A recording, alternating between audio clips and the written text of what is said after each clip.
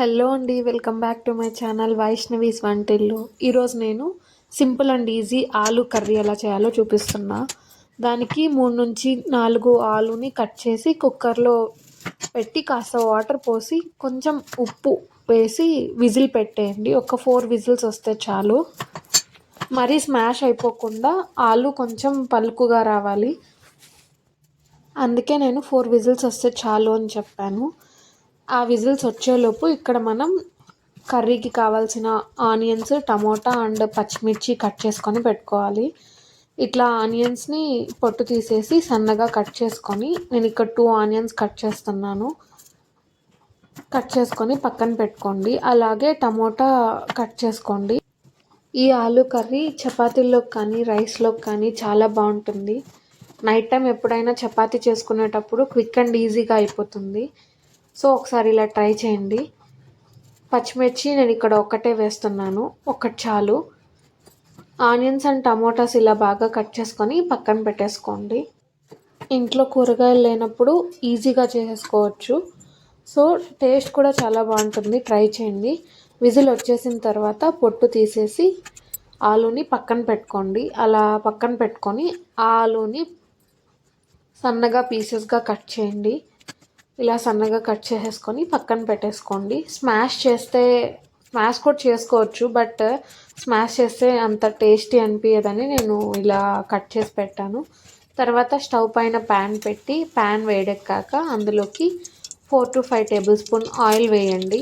Oil వేడెక్కిన తర్వాత అందులోకి పోపు దినుసులు వేయండి. ఆవాలు, జీరా, ఉద్దిబ్యాలు, శనగబ్యాలు వేసి ఫస్ట్ పచ్చిమిర్చి వేసి వేయించుకోండి. పచ్చిమిర్చి కాస్త వేగిన తర్వాత అందులోకి ఆనియన్స్ వేయండి, త్వరగా వేగిపోతాయి. అవి కాస్త వేగిన తర్వాత అల్లం వెల్లుల్లి పేస్ట్ కొంచెం వేసుకోండి. వేసి అల్లం వెల్లుల్లి పేస్ట్ పచ్చివాసన పోయే వరకు బాగా మగ్గించుకోండి. తర్వాత అందులోకి టమోటాస్ సన్నగా కట్ చేసి పెట్టుకున్నవి వేసి మగ్గనివ్వండి. టమోటా అండ్ ఆనియన్స్ మగ్గాలంటే లైట్గా సాల్ట్ వేస్తే త్వరగా మగ్గుతాయి. సో సాల్ట్ ఆల్రెడీ మనం ఆలులో వేసాం కాబట్టి చూసుకొని వేసుకోండి.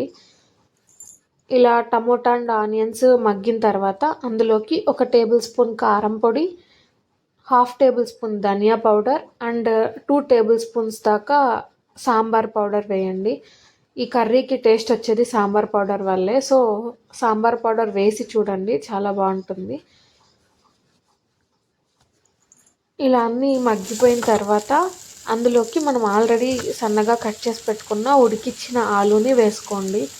వేసి మసాలాలన్నీ ఆలుకు పట్టేలాగా బాగా కలపండి. ఇలా కలుపుకున్న తర్వాత మీరు దీన్ని ఇలానే తీసుకోవచ్చు. నేను ఇక్కడ కారం తక్కువ ఉందని కొంచెం సాంబార్ పొడి మళ్ళీ యాడ్ చేశాను.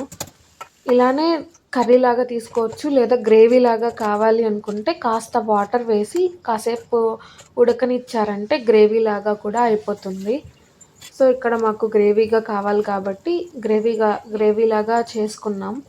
తర్వాత టేస్ట్ చూసి సాల్ట్ పడుతుందేమో లైట్గా వేసుకొని 5 minutes అలా కుక్ అవ్వనిస్తే సిమ్లో పెట్టి ఆలు కర్రీ రెడీ. ఇది చపాతీల్లోకి కానీ, ఫుల్కాల్లోకి కానీ, పూరీలోకి కానీ, అన్నంలోకి కానీ చాలా బాగుంటుంది. క్విక్ అండ్ ఈజీగా అయిపోతుంది. సో ట్రై చేయండి. వీడియో నచ్చితే please do like, share and subscribe.